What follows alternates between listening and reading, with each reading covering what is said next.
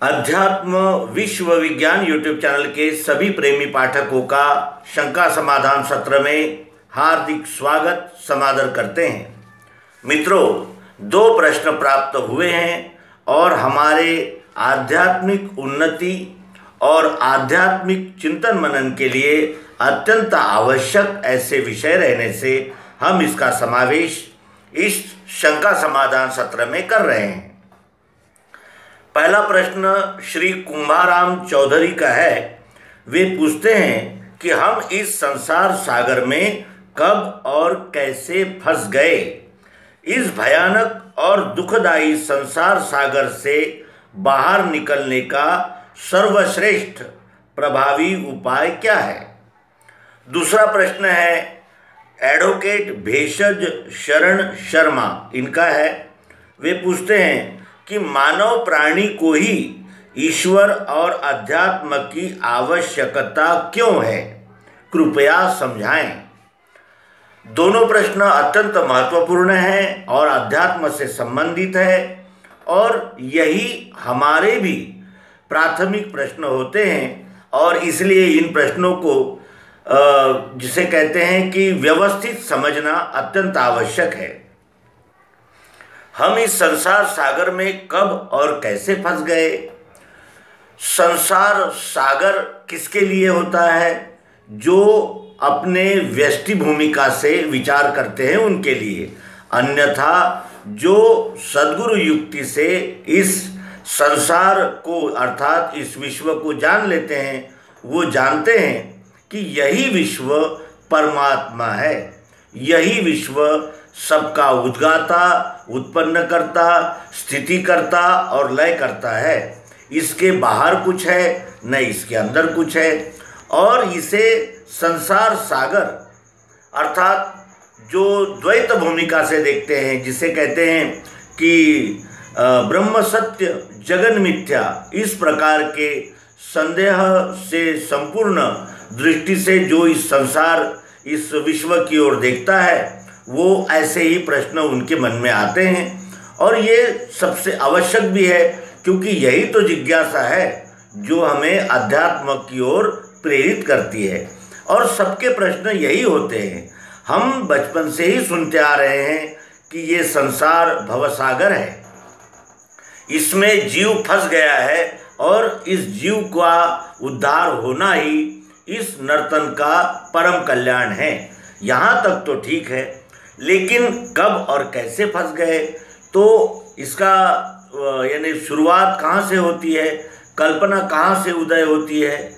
मैं जीव हूँ, मेरा स्वतंत्र अस्तित्व है और मैंने जीना चाहिए, यहाँ से इस जीव की कल्पना का उदय होता है।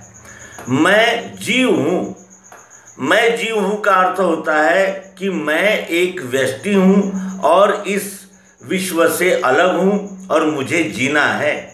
ये कल्पना यानी उद्भिद से निर्माण होती है, यानी हमारी कल्पना की शुरुआत कहाँ से है? उद्भिद से है। और मैं ये व्यष्टि भूमिका में रहने से फिर देह ही मैं हूँ, मैं जो 3.5 हाथ का हूँ उतना ही मैं हूँ, इस प्रकार की उसकी व्यष्टि भूमिका तैयार हो जाती है और जिसके वजह से ये अपने आप को इस विश्व से अलग मानता है। और कैसे हुई? तो मैं जीव हूँ, मैं जीव हूँ तो फिर मैं और फिर मेरा शरीर, मेरे इंद्रियाँ, मेरा मन, मेरी बुद्धि, इस प्रकार विकास होते होते वो उद्भिद से स्वेदज में, स्वेदज से अंडज में, अंडज से जारज में और जारज से फिर इस मनुष्य तन में इसका उद्भव होता है। ये उत्क्रांत होकर आता है। उद्भिज में इसे केवल शरीर मिलता है, न ये चल सकता है, न बोल सकता है, न हिल सकता है, न डुल सकता है, केवल इसे शरीर मिलता है। फिर यह आता है स्वेदज में, स्वेदज में इसको शरीर भी मिलता है और इंद्रियां मिलती है, जिससे हमें स्वेदज जो होते हैं जैसे मछलियां हैं, इस प्रकार के जो पानी से निर्माण होते हैं उन्हें स्वेदज कहते हैं। स्वेदज हमें हिलते डुलते दिखते हैं, यानी उन्हें शरीर भी मिलता है और साथ ही में इंद्रियां भी मिलती है। उसके अनंतर इसका उत्क्रांति अवस्था होती है अंडज में। अंडज यानी अंडों से निकलने वाले, कबूतर है, अलग अलग पंछी है, मुर्गी है, इस प्रकार इसका उत्क्रांत अवस्था ये अंडज कहे जाते हैं। अंडे से जो निकलते हैं उन्हें अंडज कहते हैं। और इस योनि में उसे शरीर भी मिलता है, इंद्रियां मिलती है और मन भी मिलता है, क्योंकि हम लोग देखते हैं कि अंडज प्राणी आपस में लड़ाई करते हुए हमें दिखते हैं। तो इसे यहाँ अंडज योनि में उसे शरीर भी मिला है, इंद्रियां भी मिली है और मन भी मिला है। फिर इससे उत्क्रांत होकर वो जारज खाने में आता है।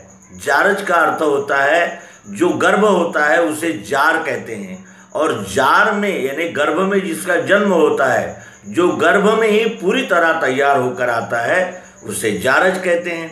और जारज खाने के जीव बैल है, घोड़ा है, हाथी है, इस प्रकार के होते हैं। और ये इनमें शरीर भी मिला है, इंद्रियां भी मिली है, मन भी मिला है और बुद्धि भी मिली है। इसकी बुद्धि मिली है, इसकी क्या पहचान है? तो गाय के आगे आप अगर मांस रख देंगे तो वो नहीं खाएगी, बल्कि भूखे मर जाएगी। और शेर के आगे अगर आप घास डाल देंगे तो वो भी नहीं खाएगा, भले ही भूखा मर जाए। यानी उतनी बुद्धि है। आहार, निद्रा, भय और मैथुन, इनकी बुद्धि उनके पास में भी है। उन्हें भी आहार लगता है और उन्हें भी नींद आती है और उन्हें भी डर लगता है, कोई इन्हें आक्रमण न हो जाए, इसलिए वो डरते भी हैं। और मैथुन जो प्रजननोत्पत्ति की क्रिया है वो भी उनमें लागू है। इस प्रकार ये चारों योनियों में जीव अपना अस्तित्व देखता है। और ये संसार सागर में कब और कैसे फंस गए? तो संसार सागर में ये मैं जीव हूँ, मेरा इतना ही अस्तित्व है, ये जानकर फिर मेरा मैं हूँ तो मेरा है, और मैं इस 3.5 हाथ का हूँ तो फिर मुझे जन्म भी है और मृत्यु भी है। इस प्रकार वो मैंने इस संसार सागर में फंस जाता है, अर्थात इसको निकलने का मार्ग नजर नहीं आता। क्योंकि कर्मफल के लिए फिर कर्मफल को भोगने के लिए पुनः जन्म, और फिर पुनः जन्म हुआ तो फिर पुनः कर्मफल, प्रारब्ध, भोग, इस प्रकार इसकी यानी दिनचर्या, इसका जीवन गुजरता रहता है। ये बार बार जन्म लेता रहता है। जब तक ये अपने आप को इस विश्व रूप से अलग मानता है, तब तक इसे ये संसार, ये विश्व ही संसार सागर, भव सागर जान पड़ता है। और इसका भव सागर ये स्वरूप, विश्वरूप परमात्मा ही कब हो जाता है? जब इसे सद्गुरु की प्राप्ति होती है। सद्गुरु की प्राप्ति कब होती है? जब उसमें जिज्ञासा जागती है कि वास्तव में क्या मैं 3.5 हाथ का ही प्राणी हूँ? 3.5 हाथ का ये जो शरीर मिला है, क्या मेरा इतना ही स्वरूप है? मेरा इस विश्व से क्या संबंध है? ये शरीर कैसे बना है? और इस शरीर का अंतिम यानी ध्येय क्या हो सकता है? ये शरीर का धारण करना सार्थक कब हो सकता है? इस प्रकार की जिज्ञासा निर्माण होने के पश्चात उसकी अध्यात्म की ओर, उसकी तरण तारण की ओर प्रवृत्ति होती है, उसका प्रवास शुरू होता है। और फिर बहुना जन्मनामन्ते ज्ञानवान माम प्रपद्यते वासुदेवा सर्वमिति सुमहात्मा सदुर्लभा। बहुत जन्म के यत्न के बाद वो ज्ञानी यानी अपने ज्ञान में प्रतिष्ठित होता है, और फिर उसके भी अनंत जन्म होते हैं। तब सद्गुरु के दर्शन, सद्गुरु की युक्ति प्राप्त होने के बाद यह विश्व ही वासुदेवा सर्वमिति, ये सर्व वासुदेव ही है, इस प्रकार उसे बोध होता है। और फिर वो, जैसे इन्होंने कहा कि दुखदायी संसार सागर से बाहर निकलने का सर्वश्रेष्ठ उपाय क्या है, तो इस व्यष्टि भावना से बाहर निकलने का सर्वश्रेष्ठ ही नहीं, एकमात्र उपाय सद्गुरु युक्ति है, जो सद्गुरु हमें देते हैं। सद्गुरु की योग युक्ति के द्वारा हम इस विश्व से यानी अपने व्यष्टि भावना का मिलान कर सकते हैं। पिंड से ब्रह्मांड की एकात्मता सिद्ध होते ही फिर ये जीव जानता है कि मैं केवल 3.5 हाथ का ही नहीं हूँ, ये तो केवल कुछ काल के लिए धारण किया गया शरीर है। मैं तो संपूर्ण का अंश हूँ, संपूर्ण में ही हूँ और संपूर्ण में ही रहता हूँ। ये संपूर्ण मेरा ही स्वरूप है। केवल ये 3.5 हाथ का शरीर धारण करने से मैं इसको अपने से अलग मान रहा था। ये भूमिका हो गई थी तैयार कि मैं अलग हूँ और ये विश्व अलग है। और जब मैं अलग हूँ तो फिर ये यानी द्वैत आ गया वहाँ। तो फिर मैं हूँ तो फिर ये मेरा है, वो तेरा है, और फिर शोषण की प्रवृत्ति हो जाती है। जब मैं हूँ तो मुझे कुछ पाना है, और पाना है तो फिर चाहे कुछ भी करूँ लेकिन मुझे ये चाहिए और वो मुझे मिलना चाहिए। इस दृष्टि से यानी द्वैत भूमिका में स्थित रहकर ये जीव शोषण के मार्ग में आ गया। और जितना अधिक शोषण और जितना अधिक इसका व्यष्टि भाव मजबूत होता जाता है, वैसा ये संसार सागर इसे डराता रहता है। और इस संसार सागर, जैसे कि भव सागर सामान्यतः माना जाता है, वही भव सागर सद्गुरु योग युक्ति से विश्वरूप परमात्मा है, यह बोध सद्गुरु युक्ति से हो जाता है। और सद्गुरु युक्ति प्राप्त होते ही ये अखंड समाधान का यानी इसे लाभ होता है। और अखंड और स्थायी समाधान को प्राप्त करके ये जो भव सागर लग रहा था वही विश्वरूप परमात्मा जानकर फिर ये इसकी सेवा में प्रवृत्त होता है। और जैसे जैसे इसकी व्यष्टि भावना का यानी निराकरण होता जाता है, वैसा वैसा ही इसका ये दुख, जो संसार दुखदायी लग रहा था, वही अपना आराध्य बन जाता है। और इस विश्वरूप परमात्मा की निरलस भाव से, निरपेक्ष भाव से और समर्पित अनन्य भाव से सेवा होने लगती है। जैसे जैसे इस विश्व के साथ अपनी सेवा के द्वारा वो एकात्मता प्राप्त करता है, वैसे वैसे ये दुखदायी संसार ही उसके लिए स्थायी समाधान का एक यानी जिसे कहते हैं कि स्थान जान पड़ता है। और वो विश्वरूप को जानकर धीरे धीरे विश्वरूप ही हो जाता है। तो सद्गुरु योग युक्ति ही इस यानी चक्र से बाहर निकलने का एकमात्र उपाय है, जो जिसे दिव्य दृष्टि कहते हैं। और दिव्य चक्षु को प्राप्त करने से ही हमें दिव्य दृष्टि प्राप्त होती है। और दिव्य दृष्टि प्राप्त होने के अनंतर ही यह संसार सागर से, जिसे हम पुनरपि जननम पुनरपि मरणम पुनरपि जननी जठरे शयनम, इस प्रकार का आवागमन युक्त देखते हैं, उससे बाहर निकला जा सकता है। और दिव्य दृष्टि ये सद्गुरु प्रदत्त एक योग युक्ति है, जो हम अध्यात्म विश्व विज्ञान यूट्यूब चैनल पर प्रचारित करते रहते हैं। आप भी इस यूट्यूब चैनल को सब्सक्राइब करके सर्वांग योग युक्ति स्पष्टीकरण के द्वारा स्थायी समाधान को प्राप्त कर सकते हैं। अब दूसरा प्रश्न है एडवोकेट भेषज शरण शर्मा, इनका है। वो पूछते हैं कि मानव प्राणी को ही क्यों ईश्वर और अध्यात्म की आवश्यकता है, कृपया समझाइए। तो इसके विषय में हम उन्हीं से ये प्रश्न पूछते हैं कि मानव प्राणी के अलावा अन्य किसको इस विवेक की प्राप्ति हुई है। प्राणी, पशु, पक्षी, ये जो यानी जीव है, ये केवल भोग योनियां है। जितना मिलता है उतना प्राप्त करता है। न ये बता सकता है, न इसको कुछ उस आहार निद्रा भय मैं तुमसे अनंतर कुछ प्राप्त करने की इच्छा होती है, और न वो उसको प्राप्त कर सकता है, न प्राप्त करने की प्रेरणा होती है। क्यों?